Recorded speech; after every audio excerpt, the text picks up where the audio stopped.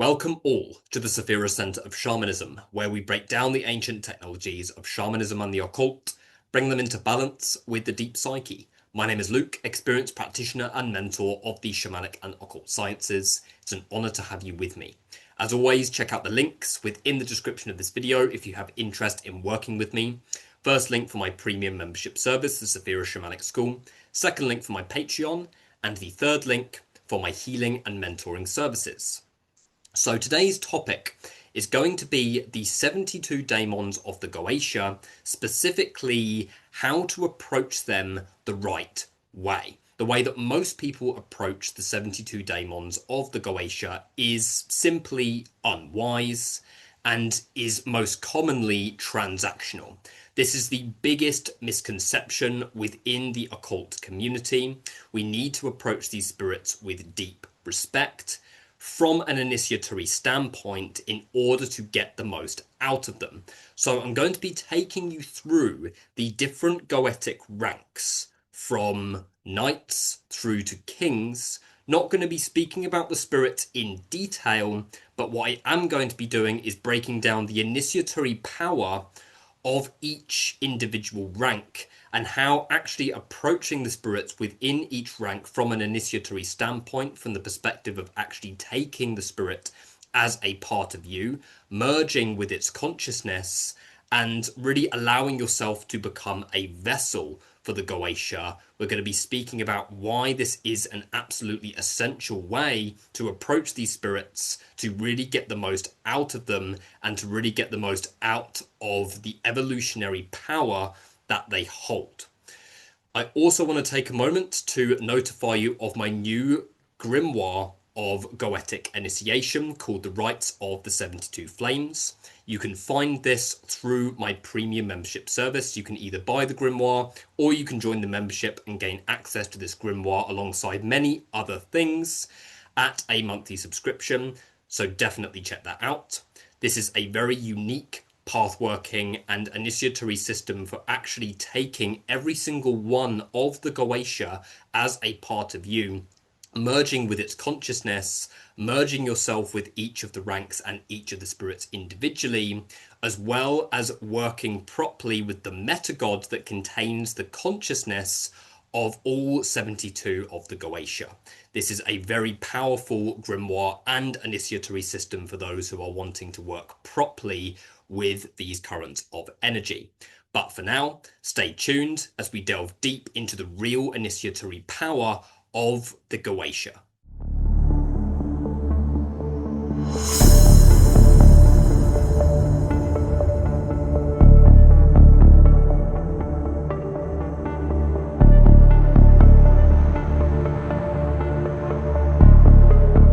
So when we talk about the 72 daemons of the Goetia, we are referring to extremely powerful primal gods that existed before everything that you see around you. Interacting with these spirits does have extreme evolutionary potential. If you interact with them with the right intention, according to your true will, you will experience a lot of tangible change in your life, individually and in the world around you as well. I do believe that working with spirits of this power does have a big ripple effect as well on those around you. However, the problem is that many people approach the Goetia according to the ancient texts. And I'm not just talking about barbaric evocation. For those who don't know, what I mean by that is I'm referring to the first text or the first known text on the Goetia, which is the Lesser Key of Solomon, which was all about approaching the spirits in a very barbaric and inhumane way, which would cause severe karmic backlash for obvious reasons, because you're basically forcing a part of yourself into the space and saying, I need you to do what I tell you to do. As much as many people don't approach the spirits in this way anymore, they are still approaching them in an extremely transactional way. And that means that it's like, okay, if I give this to the spirit and the spirit is going to give me that in return. If only it was that simple. If it was that simple, everybody would be tapping into these spirits and getting rich the next day. So, okay, I'll give the spirit this offering, they go away, they do their thing within the dark matter realms, and then they come back with money. It's not as simple as that. Okay, not anywhere near as simple as that. So in order to actually approach the Goetia in the right way, we first need to look at the transaction that takes place on the energetic level. The transaction that takes place when you interact with any daemonic spirit is the shedding of your false self. What you're doing is that you are offering a layer of your false self to that given spirit, and the spirit is then drawing energy from the false self. Basically, it's eating the false self. This is the role that the daemons have within the primordial chaos. They basically exist outside of our multiverse altogether, and they are very much responsible for sowing chaos into false order, to deconstruct and consume that false order.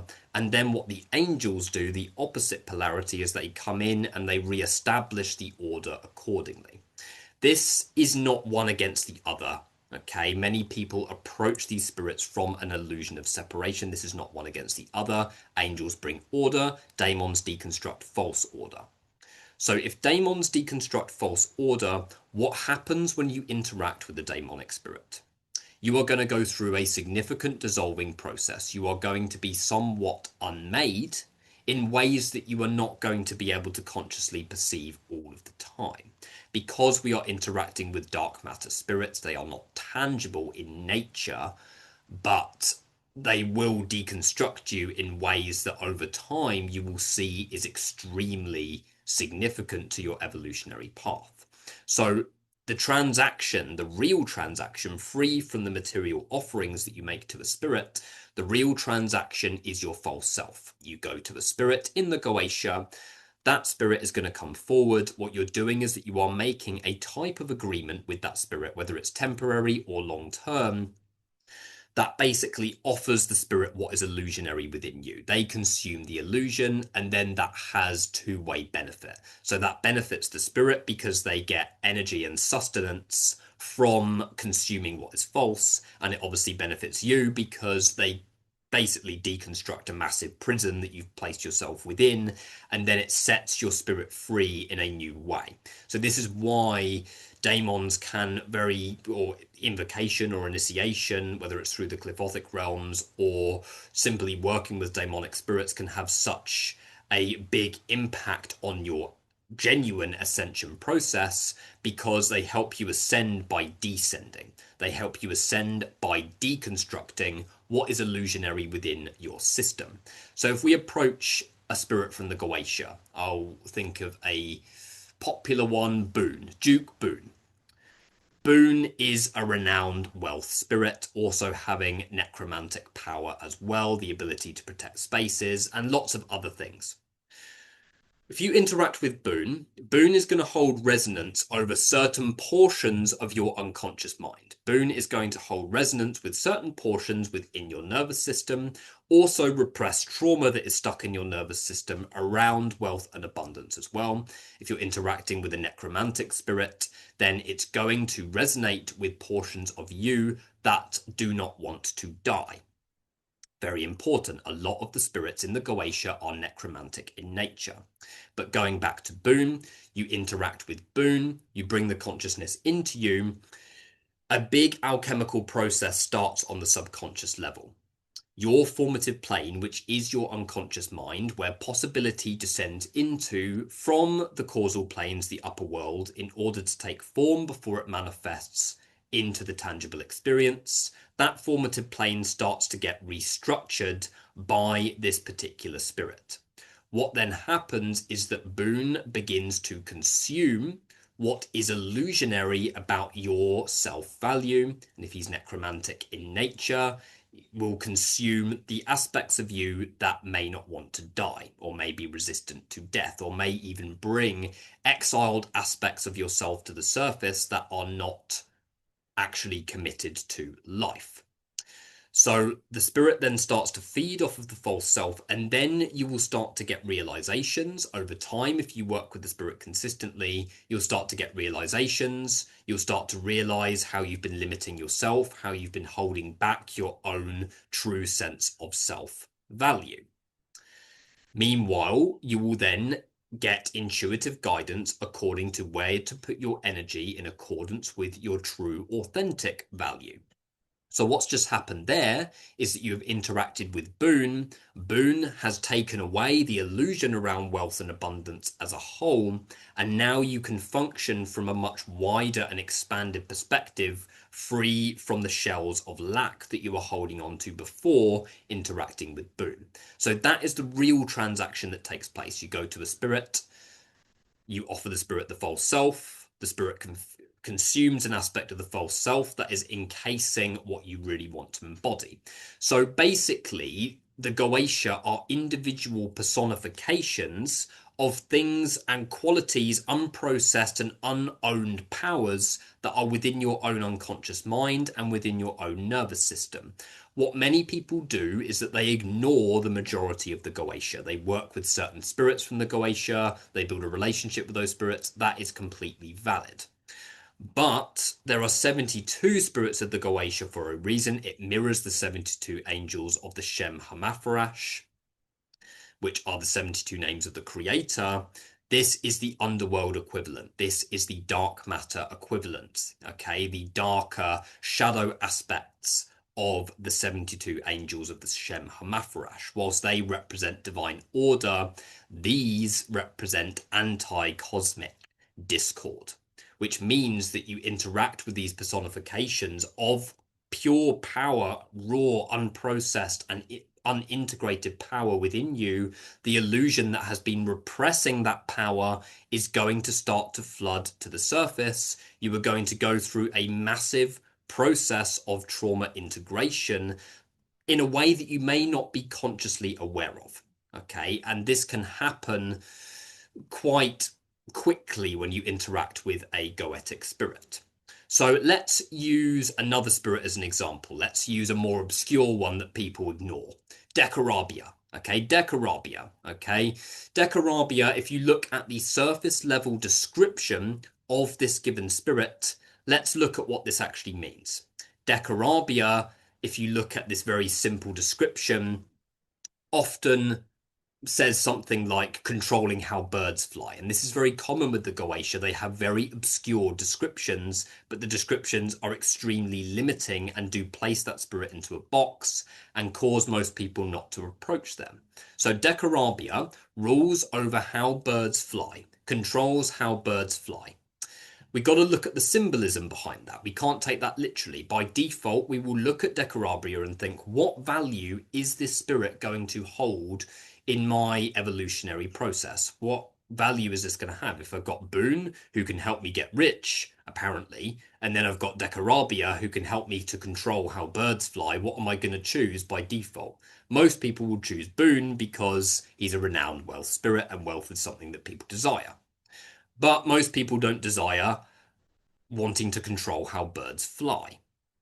But you interact with that spirit, what's going to happen is that a unique dissolving process is going to take place, and you are going to start to tap into the repressed power and potential that you are holding according to your connection to nature, which means that if you interact with Decarabia, he is going to start to deconstruct your separation from nature.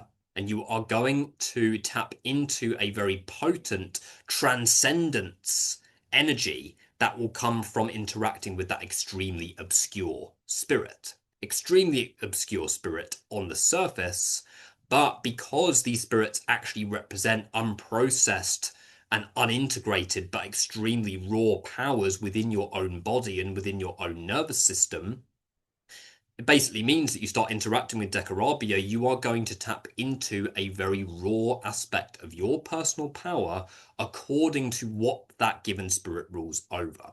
If Decarabia can control how birds fly, then we have to look in detail at what that actually means. Transcendence, understanding how we can navigate and flow through life effectively.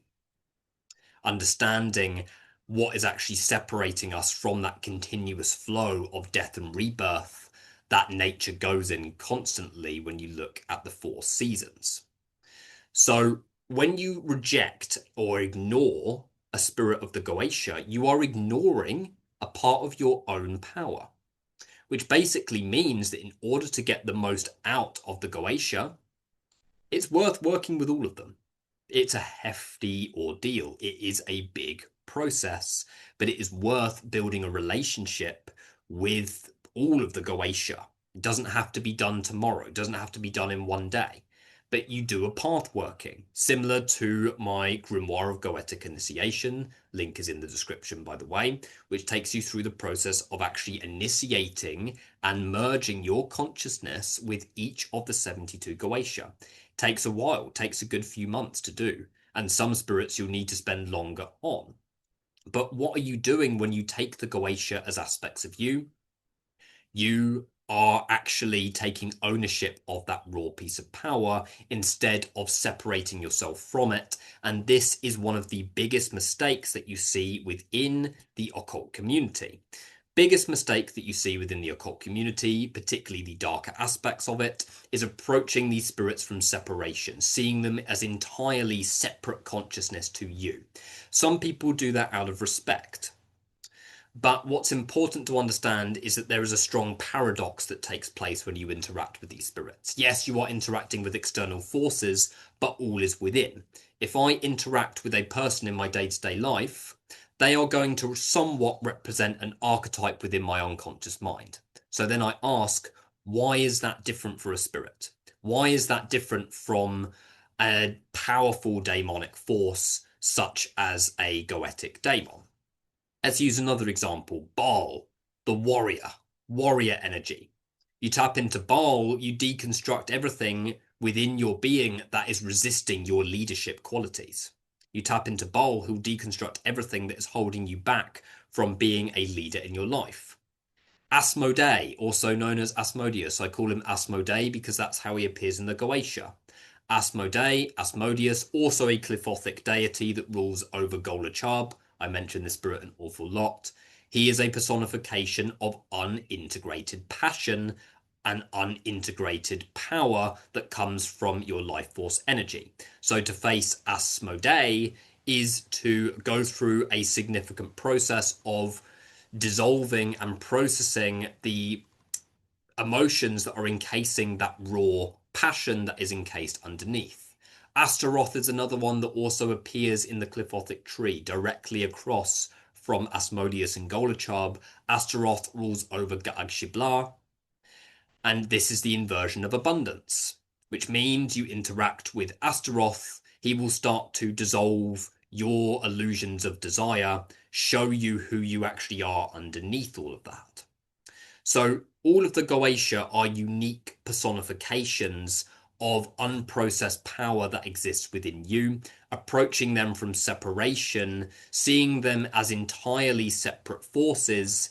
I feel, this is my personal gnosis here and what I've seen with other people, I feel that it is ignoring the real evolutionary intent that is actually behind these currents of energy in detail or in general.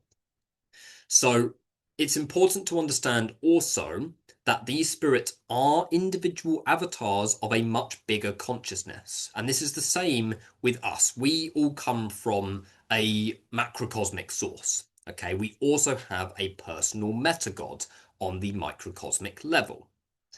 The Goetia is the same. The Goetia has a specific metagod that contains the combined consciousness of all 72 daemons of the Goetia. Okay, this spirit is often referred to as the Goeticon and appears as a 72-headed dragon spirit and holds a lot of dominion within the primordial chaos within the Clifothic realms. So the Goeticon is living proof that these particular spirits are but avatars of a much bigger consciousness, just like us. So once again, if we approach the Goetia, each spirit just separating ourselves from each spirit, then we are basically living according to the illusion of separation from these spirits and are then feeding our separation by interacting with these forces. This is what many people do. They project and evangelize these spirits. They project their power and divinity onto these very powerful primordial forces in order to refuse ownership of their own power more. And if I approach a goetic spirit, which is an expression of my own personal power, and I'm approaching it, evangelizing it, what I'm doing is that I am separating myself from the power that that goetic spirit represents. That particular spirit is going to hold immense opportunity for integration. With the Goetia, there are going to be some spirits that you have a natural resistance to. One that doesn't get mentioned much is Horus or Horus. Okay, one that is often seen as a hostile entity that is only used for baneful magic. In my experience, this is a spirit which is far bigger and far more expansive. This spirit can really help you to process some really deep-rooted hate within yourself and deconstruct the illusion that is behind that. So many people ignore certain spirits of the Goetia and say you don't want to work with that spirit because that spirit isn't going to want to work with you. But then you have to look at what that's doing within your own psyche. It's separating you from that part of you. Each Goetia is going to represent a repressed portion of your own inner child. Okay, power that was separated from both when you came into this physical incarnation and when you went through your own personal trauma fragmentation process, as we all have in our own individual way. So what the Goetia really holds from an initiatory standpoint is integration of some of the darkest aspects of your shadow, integration of some of the most raw, untamed forces of potential that if you tap into them and really integrate them, you are going to gain an immense level of power and evolution. And you are also going to go on a deep process of healing deep ancestral wounds, deep-rooted karmic imprints, as well as many other things, because this is an ancient lineage. There, I said it. The Goetia is a lineage. If you really take time to commune with each spirit, you will know that the Goetia is a lineage that you can become a part of. This is an ancient lineage that is made up in a very set hierarchy of set ranks that rule over a certain number of spirits. Each Goetia, each Goetic spirit is said to have dominion over X amount of legions of spirits and is held within a particular rank according to the power that it holds within the primordial chaos. So the Goetia provides immense opportunity for integration. And because this is an ancient lineage and represents everything that humanity has completely rejected and cast out about itself, but are still within, unintegrated, encased within illusionary personas, masks, and roles, you interact with these spirits, they will eat that away. They'll burn it all away. Deconstruct that illusion. Deconstruct that illusion within you so that you can tap into that power and potential. And doing that, when you're tapping into power and potential that your entire ancestral line has completely unconsciously ignored for centuries, think of the healing that can take place. Think of the integration that will take place. Think of the evolution that you will go through just by interacting with one of those spirits. And yet people approach them wanting them to bring them money. People approach them wanting them to help them out in a practical area of their lives. Not to say that they won't. They can, definitely. But there's a reason why most magic is vastly ineffective. There's a reason why most people are just cycling in lack when they interact with the Goetia, because they are not approaching them from an evolutionary standpoint. They're not approaching them from a real initiatory perspective. They are simply approaching them as external gods that need to be seen as external. Some people may even be approaching them as a type of pet or literally like a Christian god, but projected into dark matter instead. The Goetia want truth. They want your evolution. They want to help you grow because this is what they really get energy from. Okay, the Goetia, as if we refer to them as external forces here, they get energy from your evolution. So your full commitment to stepping into your truest and most authentic self is what the Goetia are going to love. And if you are approaching them from that perspective, they are going to love you. They will love you. They will be happy to work with you. When you merge with them on that level and take them as aspects of you, they will come quickly when they're called. They will come quickly when they're called because you've taken them as an aspect of you officially and have merged with that spirit. And when you've merged with that spirit, you have access to that portion of energy within you. It's not commanding. It's not binding. It's not invocation. Simply invoking the spirits isn't always enough. We want to take time to bathe in that current of energy. Merge that spirit consciously with us, bind ourselves with this current of energy and become a vessel for the Goetia. We must become a vessel for the Goetia if we are to get the most out of this current of energy. Doing so comes with immense responsibility. It does. Doing so comes with immense responsibility because you then have the responsibility of carrying this current in this current avatar. Carrying the current of the 72 Goetia within this avatar, carrying them with you, emanating what they are really here to do, not the surface level rubbish. They are here to help you evolve. They are here to help you grow as a person, to help you step into your truth and authenticity. The fact that they are a part of a much bigger consciousness, a much bigger meta-god, the Goeticon, is all you really need for proof on that. Okay, these are spirits that see themselves as separate, but yet they're still avatars of a much bigger, more expansive consciousness. The Goeticon is extremely powerful if you tap into that particular consciousness. Every spirit that you see that is a part of a particular pantheon is very likely a individual avatar of a much bigger metagod. For example, with the Goetia, you have the Goeticon. With the 10 daemons that rule over the 10 Clifothic spheres, you have Harvioth. That's the combined consciousness of all of those spirits. The 22 archdaemons of the tunnels of Set within the Clifothic tree, the combined consciousness, the metagod that contains all of those spirits, all of those essences as one being, as one metagod, is Sithrakor. The 72 angels of the Shem Hamathrash, the positive aspects of the Goetia, you could say, they are separate in nature, but positive aspects of the Goetia, combined consciousness is Mortiphel, the death god. So really put that into perspective.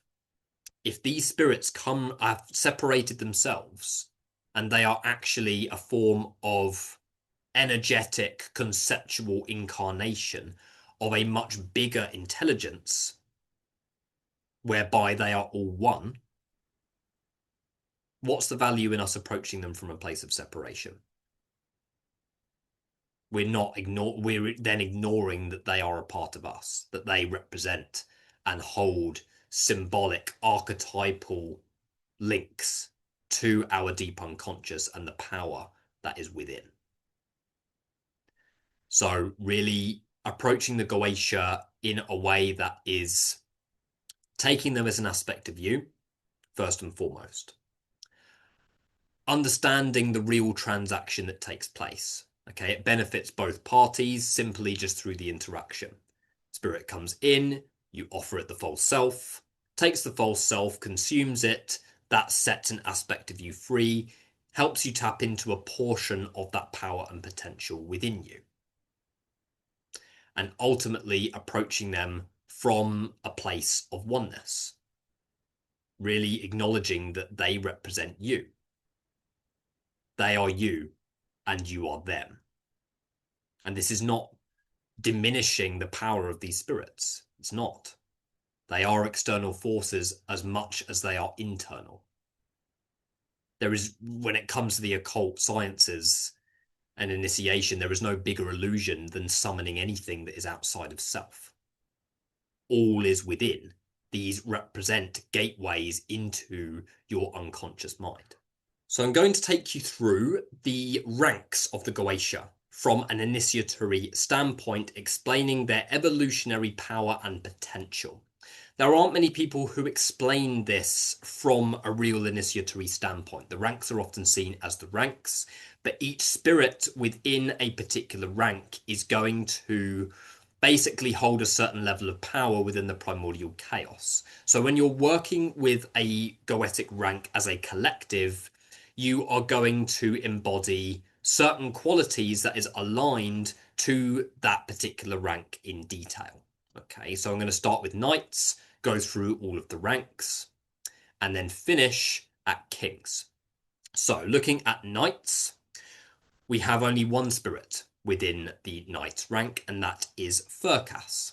Okay, so knights as a whole, when you work with them, it is going to activate instinctual drive, spiritual endurance, and direct alignment between will and action. Again, looking at the knight archetype here is very much, very much driving forwards, quite an intense and direct energy, finding the equilibrium between will and power.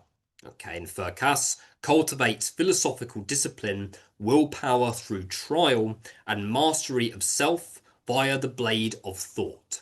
Okay, so again, looking in detail here, if we look at Furcas from an initiatory standpoint, we are very much looking at integrating some of the more violent aspects of our psyche, specifically dissolving thought forms of self-attack that are encasing our true will and true potential.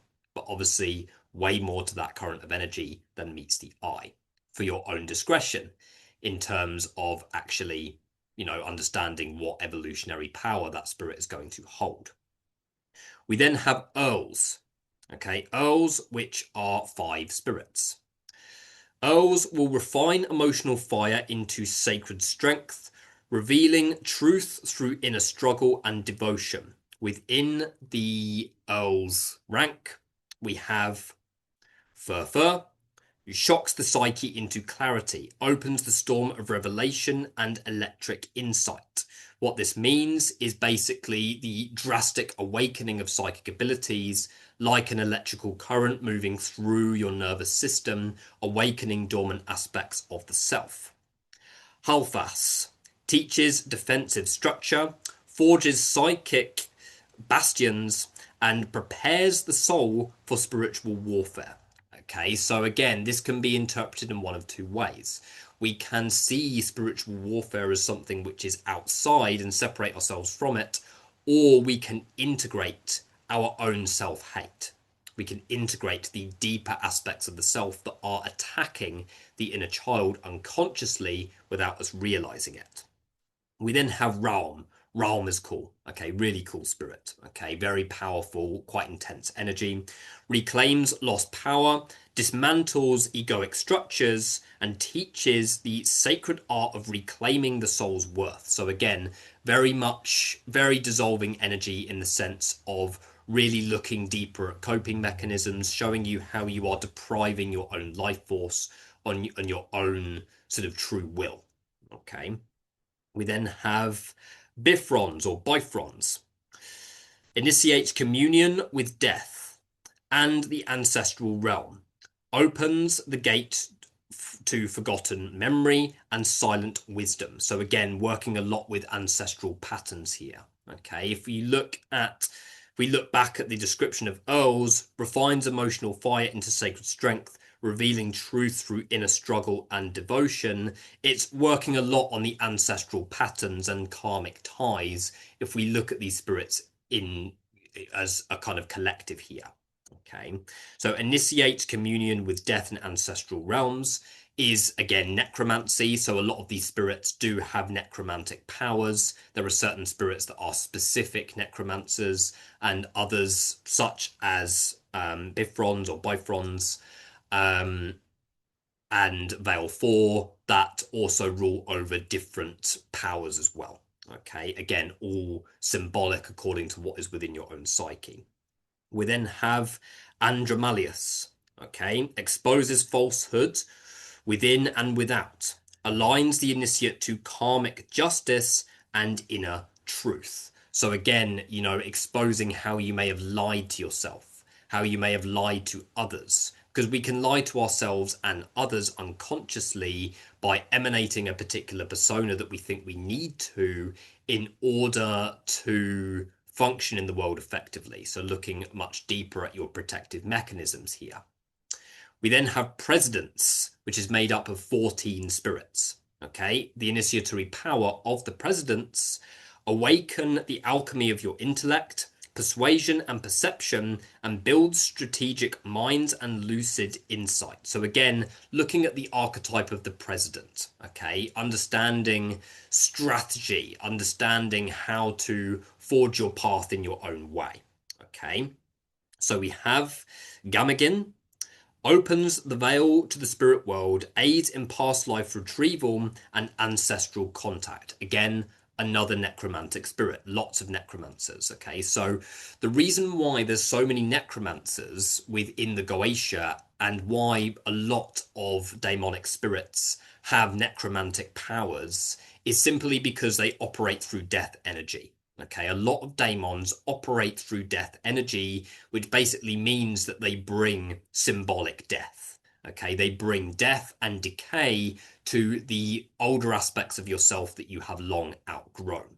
Okay, we then have Marbas. Oh, I love Marbas. Marbas is awesome. Marbas is the healing spirit. Okay, if you go to a daemon for healing, it's Marbas. Okay, physical healing can inform you on physical healing, like helping to release tension in the body, integrate certain sensations that may be manifesting in the body. Marbas is a lot to do with the body in itself, okay? And the psyche communicates through the body.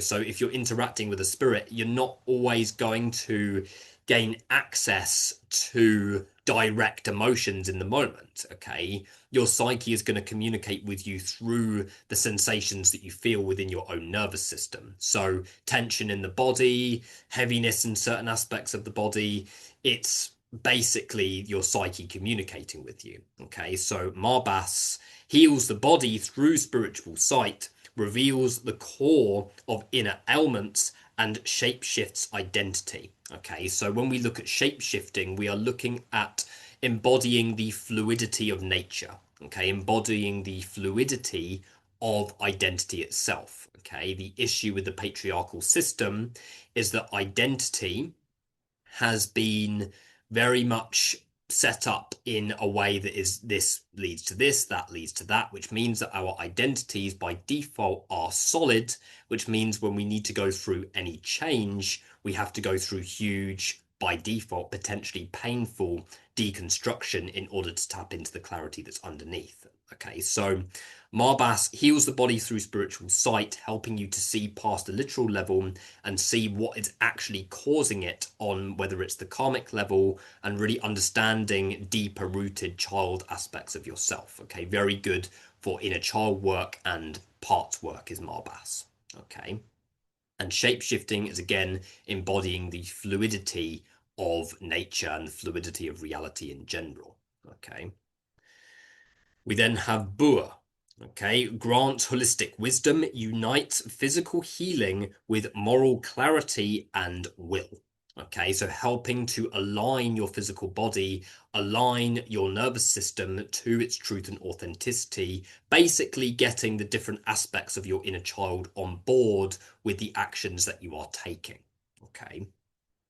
Botis illuminates difficult truths, guides the initiate through honesty, even in conflict. Okay, so we'll really show you how to reveal different aspects of truth about what your real needs are. Okay, Botis, I feel, operates a lot on your own needs, helping you to understand what your needs actually are so that you can start to forge your path in that particular direction. Okay, and the reason why it says guides the initiate through honesty, even in conflict, is basically showing you how you can lie to yourself when you are threatened. Okay, so if you face conflict, and often you do face trials through some form of physical confrontation, that often happens as a gate to a much deeper initiatory power, and Botis can help you to integrate that, help you to approach life's challenges in a way that doesn't force you back into coping mechanisms, but in a way that helps you to forge your path in a way that's actually sustainable for the consistent evolution of your soul. Marax bestows occult and astral understanding, initiates through star mapping and sacred geometry. So a lot about astrology, okay? A lot of the spirits in the Goetia also have astrological qualities as well, but what that's really associated with is the alignment between you and the cosmos, okay? Understanding your separation between you and the cosmos, not perceiving the planets as something that's separate from you. Okay, Mercury's doing backflips, so I'm projecting that power and potential outside. It's like, okay, Mercury's doing this, so what impact is that having on my own nervous system? Okay. Glacia Labulus imbues power of influence and insight into destruction, teaches karmic consequences. So this spirit often brings you sort of karmic trials. So unprocessed karma in your nervous system is what the spirit will often sort of bring to the surface through bringing you certain situations, feelings, or emotions that are basically helping you to kind of, basically purify the karma within your own system. Okay, understanding what karma actually is as well.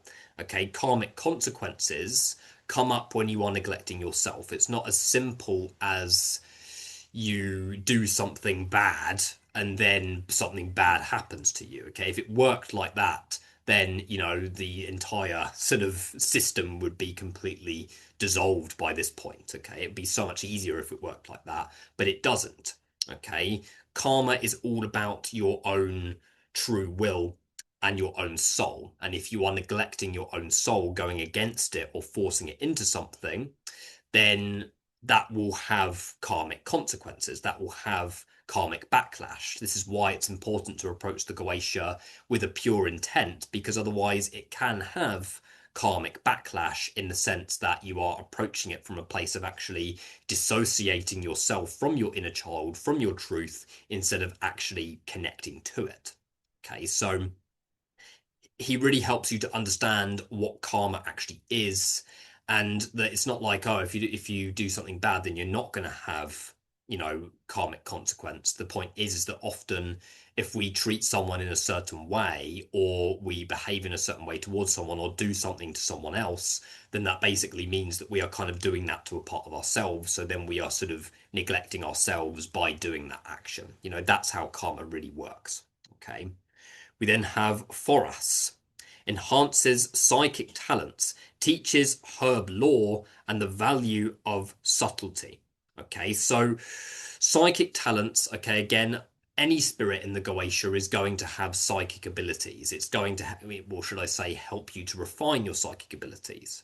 Okay, when one rules over something like herbs, again, similar to the example that I used earlier about Decarabia, it's looking at the symbolism behind that, okay, helping you to understand your integration and connection to nature and to shatter the illusions of separation from it would be the symbolic meaning of ruling over herbs, okay.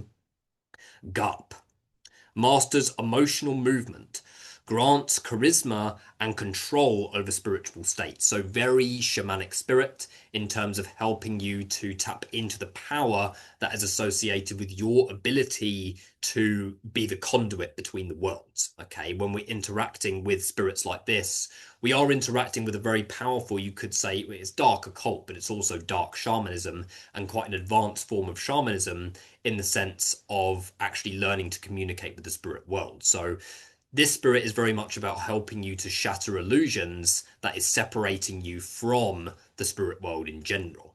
Okay, and this is big initiatory trials that can come through this. So many people separate themselves from the spirit. I'm the way I am because of this spirit. I'm the way I am because of this curse. Someone's cursing me. It's full of all of this, ungrounded rubbish. Okay, Garp shatters those illusions, shows you that you are connected to the spirit world by default. Okay, you are somewhat tethered to it. Okay, the human nervous system is tethered to the spirit world. Okay, masters emotional movement simply means like the flow of your emotions. Understanding emotional movement is not suppressing emotions, but teaching you how to actually dive straight into them, stop focusing on being positive all the time, and actually integrate those feelings so that they don't continue to have power over you from within your unconscious. Okay, we then have Hagenti. Alchemical Guide transforms inner contradictions into unified purpose. Okay, so can really help you to settle internal conflict. Okay, conflict between different aspects of yourself. Hagenti can help to alchemize those opposing forces. Okay, for me, this particular spirit does actually take on the form of a slightly, this could be very controversial for fellow demonolators who are listening to this, but does have quite an angelic sort of presence, I feel, because it's kind of, yeah, shattering the illusion of the opposing forces. Okay. We then have Kaim.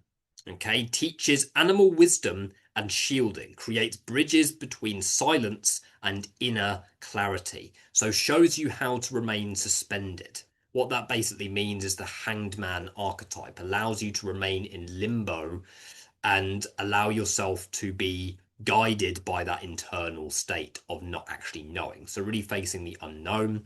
And it's acknowledging when it says, teaching animal wisdom and shielding, it's, understanding the primal state of consciousness, understanding that the animal state is, optimally present. If you've ever worked with San Pedro, Huachuma, the cactus that contains mescaline, what that does is that severs the head symbolically and brings you back into your heart. So you kind of experience what it's like to be like an animal consciousness in that respect. Yeah, very, very powerful. Brings you straight back into the moment, and that is the goal, yeah, of Kain.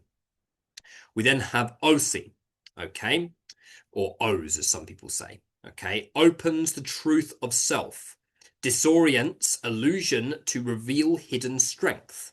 Okay, so opens the truth of self. Okay, the truth of self is not defined by anything. Okay, so this spirit has quite a powerful void like presence that shows you that your own value is not really defined by anything that is outside of you. Amy empowers with ambition and astral fire, illuminates forgotten wisdom. So again, a lot about exiled parts here, going into deeper aspects of yourself that you've completely rejected and refused. This one can very much, help you to tap into the real knowledge and power that is behind some of the deeper aspects of yourself that you may have repressed. So even aspects of yourself that you've repressed that may not be fully committed to life is what Amy gives you access to and shows you the real knowledge and power that can be gained through integrating that. Okay. Volak. Oh, I love Volak. Volak's awesome. Okay. Volak doesn't get mentioned much. Okay. It's also called Valak. If you've ever seen The Conjuring or The Nun, it gives a very false, view as to what Valak actually is. I think they just found a spirit from the Goetia and basically said, let's use that one. Okay. Volak is nothing like the Conjuring movies. He's not a nun that runs around trying to curse people. He is a child. Okay. A child often appearing as a child riding a dragon. He rules over innocence. Okay. The retrieval of innocence. One of the most important aspects of the healing path is the retrieval of childlike innocence and curiosity and playfulness. Volak is who rules over that particular portion of your unconscious mind and can really help you to retrieve some real repressed soul parts that are associated with your own innocence. Okay. Malthus, okay, grants strategy and spiritual protection, builds strongholds in both soul and practice. So again, the unification of soul and practice, protection, acknowledge the illusion in that, okay? The spirits want you to find your own sovereignty. So when we say protection, we are not talking about external protection. We are talking about something much bigger here, something much bigger, something much more powerful, that's associated with understanding your own sovereignty. Okay. We then have marquises. Okay, marquises. The initiatory power of this rank is ultimately helping you to embody threshold mastery, psychic rebirth, and evolution through liminal experiences. Okay, so a lot of these spirits do have quite a liminal like presence, like quite a void like presence within your being. Okay, Decarabia is the first one. Okay, as I mentioned, often sort of appears with a very simple description of making or controlling how birds fly. Decarabia, it unveils the illusion of form, reveals nature's true spirit through elemental communion. So, as I said earlier, deconstructing your illusion of separation from nature as a whole. We then have, I always struggle to pronounce this one, Kimijes or Simijes. Okay, unlocks the warrior path, strengthens astral endurance and command. So very much the evocation of warrior energy and actually understanding what warrior energy actually is. Understanding that warrior energy is not forge the path, force your inner child into this. Warrior energy actually dwells within the ability to really sit with your inner child and help you to integrate the warrior and the child, or the child and the beast, however you want to refer to it, really. We then have Andrealpus, refined logic and spatial awareness, reveals geometry as sacred code. So we are all made up of sacred geometry, helps you to understand the initiatory power and wisdom that actually makes up the human form. This is again a lot about understanding your process of separating from a soul into a body and how you have made the commitment to return to yourself once you have become aware of that separation. Andras.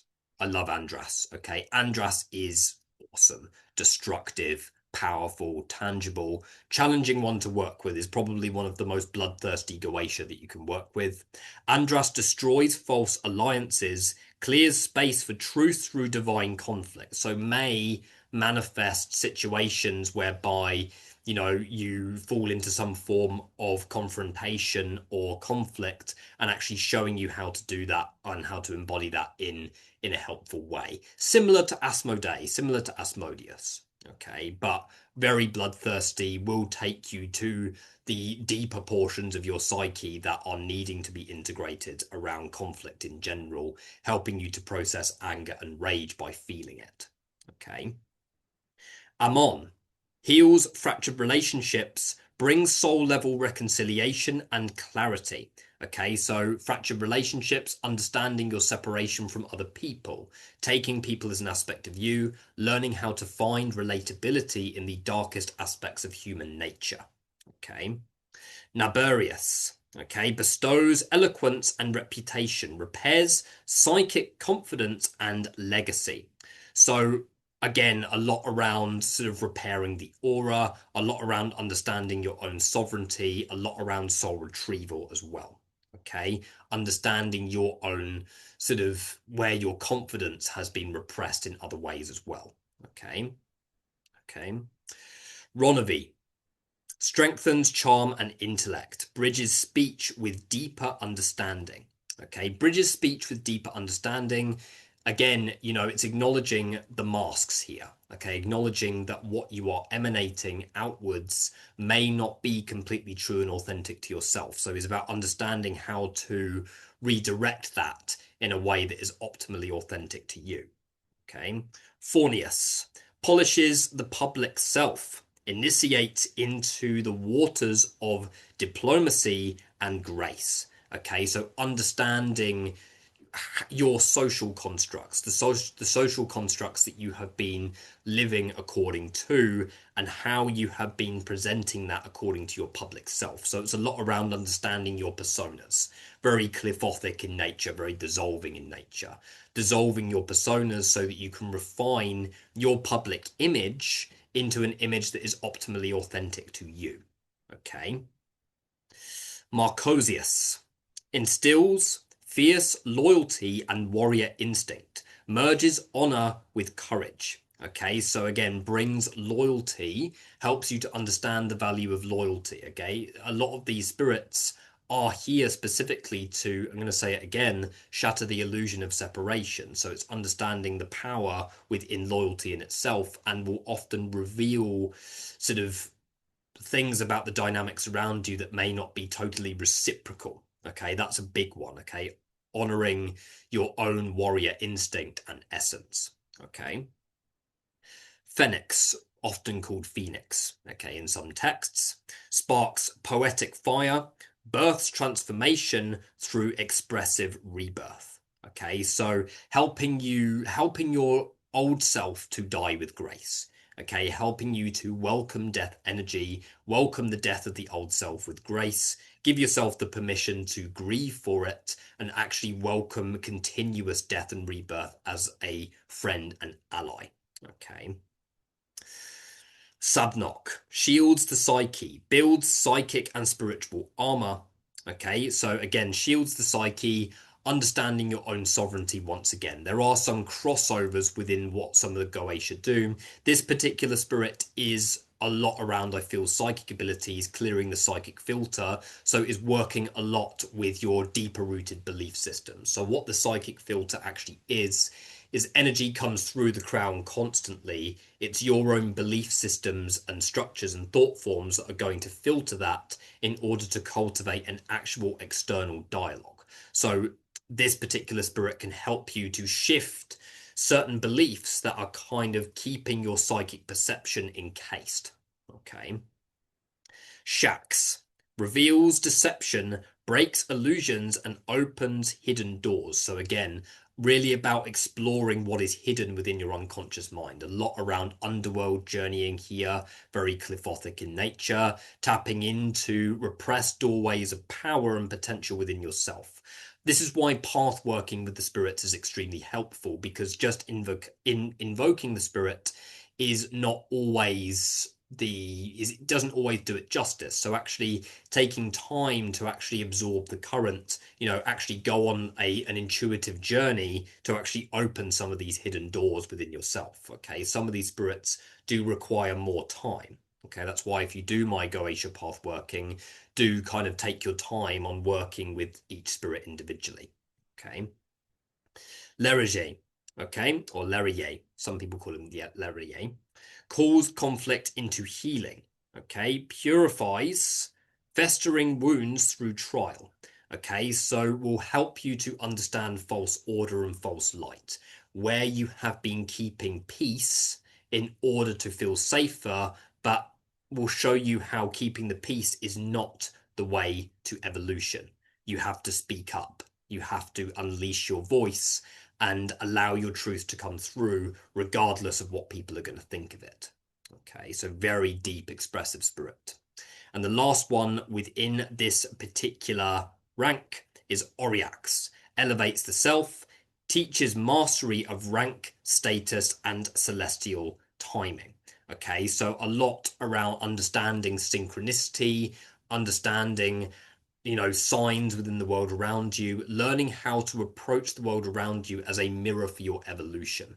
Okay, taking accountability for the experiences that have made their way into your experience, mainly because they wouldn't be in your experience without you being somewhat resonant with them. And I'm not gaslighting anyone by saying that, but it's not doesn't mean to say that any trauma that happened is your fault, but it's acknowledging the evolutionary potential that is behind that. Okay. Dukes, big one. Okay, we're getting onto the Dukes here. Okay, so this is where the elevation in consciousness really takes place when you're approaching these ranks from an initiatory standpoint. Okay, the initiatory power of the Dukes engages the deep self in structured alchemical transformation, governs mastery over spiritual change and worldly power. Okay, so again, it's looking at the archetype of the Duke, understanding what the role of the Duke is and what that archetype represents with your unconscious, how you can actually become the Duke, embody the Duke. Okay. Agoress, okay, quite a popular spirit. I like this one. Grounds command through movement and speech, teaches balance between action and patience. Okay, so balancing action and patience, perfect balance between masculine and feminine energy. He shows you that excessive action, trying to open a door that is already open, is not the key to actually bringing that reality into being, but is actually to receive through that door. So he's a very powerful strategist when it comes to your own evolution, very good for helping you to access deeper strategy that balances receptivity with actually taking action. Okay. Barbatos, another popular one, opens paths through nature and time, guides through unseen realms and animal spirits. So again, taking spirits as aspects of you, understanding animal spirits, animal totems, and how that mirrors your own deep psyche. Okay, so connecting with animal totems and spirit animals is often seen as quite a surface level shamanic practice. People often do this as their first thing that they ever do in the shamanic path. They journey to find their power animal in that respect. But this is actually approaching this from much more depth, understanding the real archetype of the power animal and how that resonates with what it is that you are needing in your day-to-day life. Okay.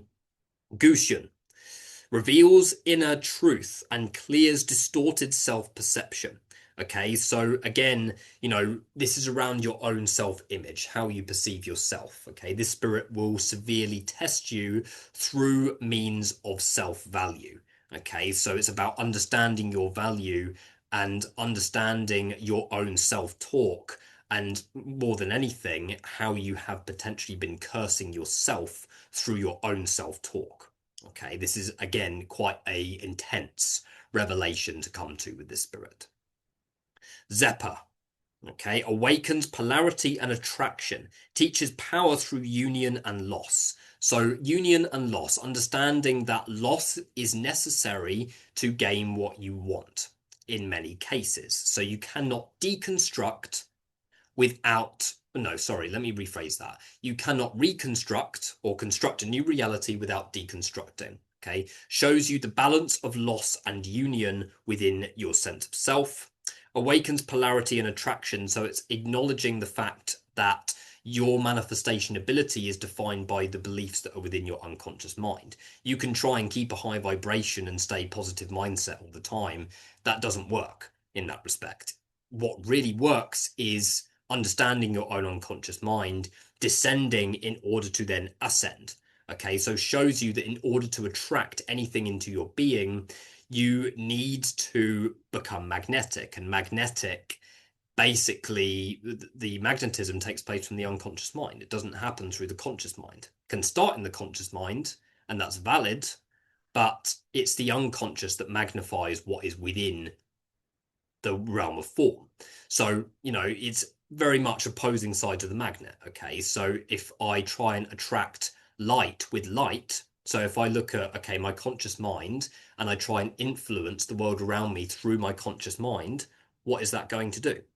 Okay, it's two sides of the same magnet. What happens when you do that? They repel each other. Whereas if you embody the darkness, you go into the shadow, you descend into your own beliefs, understand them, and then reshape them from the unconscious, then the darkness is going to then impact what manifests into the world around you. Okay, it's the formative plane, the subconscious mind. So Zeppa helps you to understand that, to embody optimal magnetism. Aim, okay, or aim, sets fire to stagnation, breaks false structures to ignite evolution.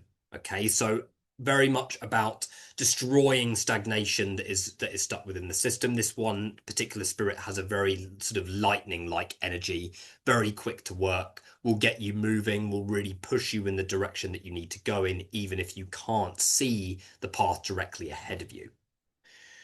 Boon, we've mentioned Boon. We've mentioned Boon. Necromantic spirit, wealth. I don't need to go through Boon again. Astaroth, okay, initiates into deep temptation and ancient knowledge. So gaining gaining power and mastery over your coping mechanisms. So addictions, things like that, false abundance, false value, false desire. Okay. Berith alchemizes identity, consecrates transformation, and sacred oaths. Okay, alchemizes identity and consecrates transformation. So again, deeply symbolic. Okay, understanding who you have been emanating, understanding your identity, and helping you to embody the fluidity of it. Okay, instead of continuing to operate from a false patriarchal system. If you operate from a false patriarchal system, that's what creates that midlife crisis like energy where someone has to go through one or two big life crises in order to retrack. You embody a fluid reality and identity. What does that do? Opens the door, okay, helps you to build a life that supports the continuous change that you go on when you are interacting with forces of this nature. Okay, you need a lifestyle that is going to resonate with fluidity. Okay, you need a lifestyle that is going to support death and rebirth, not a lifestyle that is so rigid to the point where one part of you needs to die, so then everything needs to come crashing down. Okay, this spirit can help you to rebuild your reality, restructure your reality in a way that is supportive of your ongoing evolution. Okay. Focalore teaches death's judgment, balances wrath with fate. Okay, so again, a lot around judgment energy, understanding boundaries with self and others, initiates through death or teaches death's judgment, and balances wrath and fate is again the balance of those polarities, understanding that your true will, or should I say your free will, can control which direction you go in, but it cannot control what happens. So again, balancing action and receptivity in its own way. Vapula. Craft skill and structure awakens the artisan's flame. Okay, so what we're looking at here is much deeper fire, passion, and purification. Amdusius inspires music and subtle manipulation, opens doors through rhythm and resonance. So a lot around unlocking resonance, understanding energetic resonance, harmonizing and integrating the different aspects of yourself that separate you from your own creative output. So a lot around creativity and connection with the inner child that takes place as a result of that. Okay. Vipar initiates through emotional depths and sea-born wisdom. Okay, so emotional depth, sea-born wisdom. The sea is symbolic of the deep unconscious, so helping you once again to process and harmonize emotions that dwell within the deep sea, within the deep psyche, that continue to have impact over your life from the unconscious mind. Okay. Uval reveals hidden languages and lost teachings.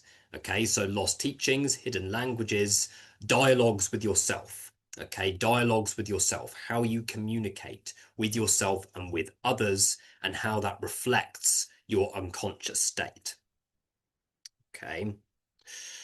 Crusell guides inner water magic, awakens intuitive memory, so helps you to really tap into deeper rooted traumas from your past if your memory has blocked it. Okay, sometimes we can block out memories, we can dissociate from them. This particular spirit can really help you to get back in touch with these deeper parts of yourself so that you can remember what happened in your past properly and therefore take the steps to integrate what happened and your emotional responses. Okay. Alices refines rage into strategy, awakens fire-bound logic. So fire associated with passion and the forging of one's path. Okay. Turns rage, which destroys order, into passion that then enables you to direct that into strategy and get things done in accordance with your true will. Murmur. Okay, I like murmur. Murmur is very interesting. Connects the living to the dead, teaches spirit communion and necromantic rites. So this is one of the spirits that is specifically necromantic in nature. Again, a lot around your ancestors, working on deep-rooted ancestral patterns and building your communion with the wisdom of death. Okay. Grimoire unlocks erotic and spiritual charisma and guides the path of desire. So a lot around sexual alchemy, harmonizing and integrating sexual trauma on a very deep level, okay, helping you to redistribute sexual energy away from the literal level and into the higher levels of consciousness. Horus, mentioned Horus before. This definition is different to baneful magic. Burns illusion, exposes the truth beneath false perception. So again, is quite harsh when it comes to helping you to acknowledge your own hateful thoughts towards yourself and others. Okay.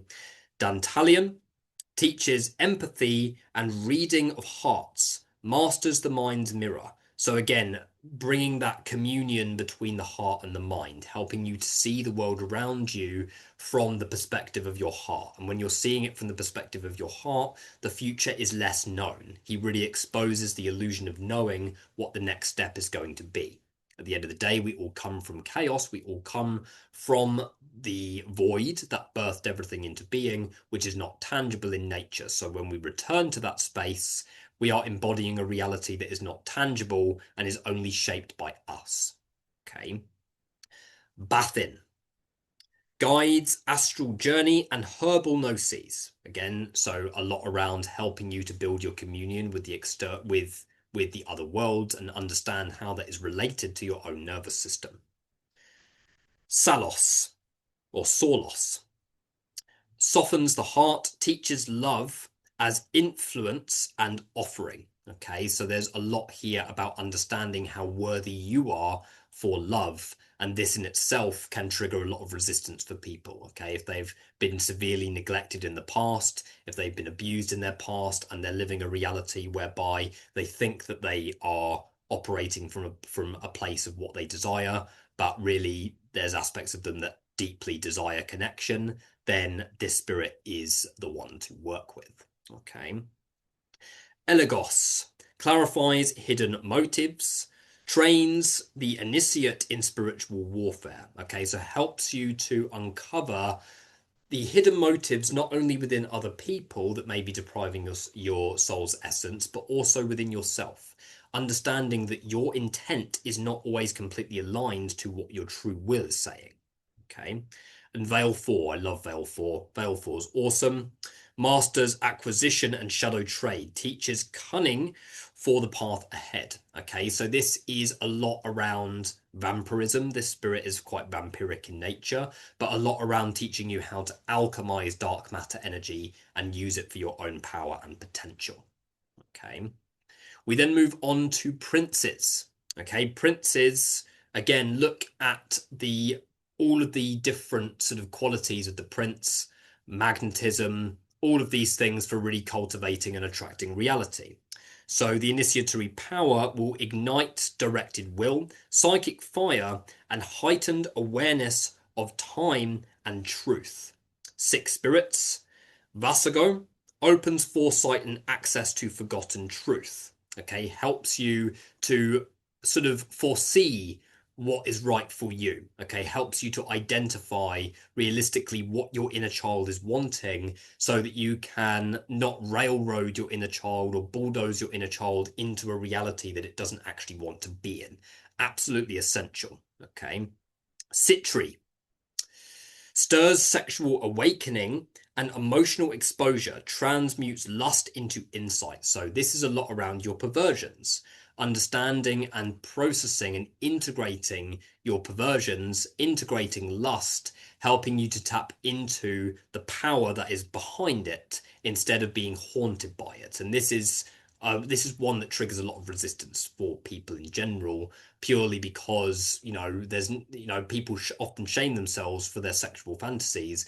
It doesn't matter how dark and distorted they get, you have to own them and find relatability in them. When you ignore them, that's when they will have a power over you from the unconscious mind. Okay. Epos encourages intuitive confidence and emotional mastery. Okay, so really helping you to understand your own internal guidance system.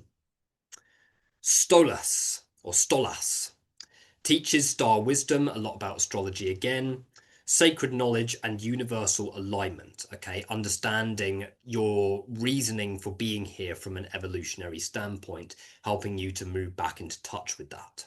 Okay, Oribus Grants divine loyalty and truth, purifies intention. Okay, so this is a very, very beautiful spirit guide, very testing, tests loyalty for yourself and for the world around you, will bring you situations whereby it's easy to betray yourself or somebody else in order to take a road that's easy. Very important trials. Okay. And Siri accelerates manifestation and movement through time. So again, much deeper look at manifestation here and magnetism.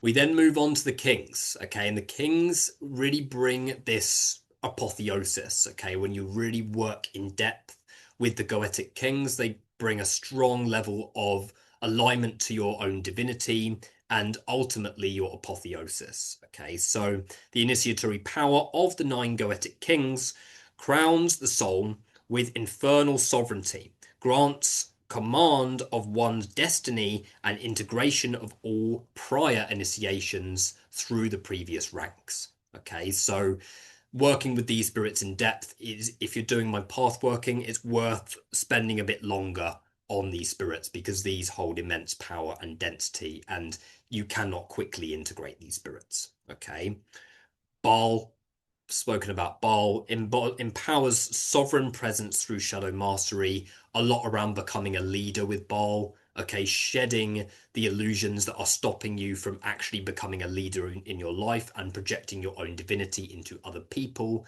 teachers, and spirits. Okay, lots around anger and willpower as well, exposes coping mechanisms extremely well. Vine.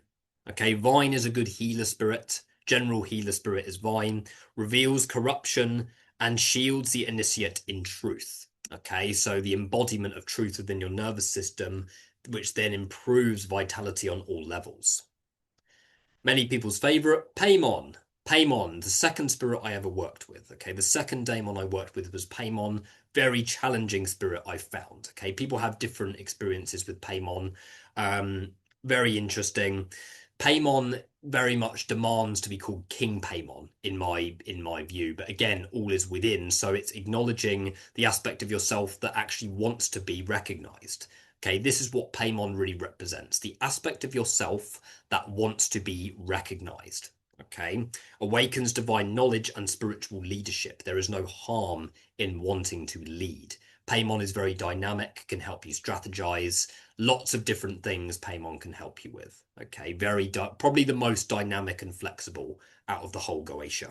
Okay, Balaam bestows triple sight and balance of instinct, intellect, and intuition. Okay, so really helping you to balance these different senses within yourself. Absolutely essential in order to navigate your journey from a place of optimal authenticity. Belial, okay, maybe he is my favorite Goetic demon. Belial is the very much he's the rebel in that respect, the rebel. Okay, helping you to break through stagnation, break through restriction, and help you to set your own boundaries and set your own rules. The definition I've got here does very much put him into a box, liberates the soul from all false laws, enthrones the self in infernal sovereignty. Infernal sovereignty, acknowledging your own divinity, free from the illusions and projections of the external world. Zagan transforms perception, teaches shape changing or shape shifting of identity and circumstance. Okay, helps you to embody the fluidity in the world around you, helps you to embody the fluidity of your life's experiences, and helps you ultimately to really approach certain challenges in a way of acknowledging that it is not set in stone, despite what the patriarchal system shows you. So a lot around actually welcoming chaos as an initiator does this spirit bring. Okay.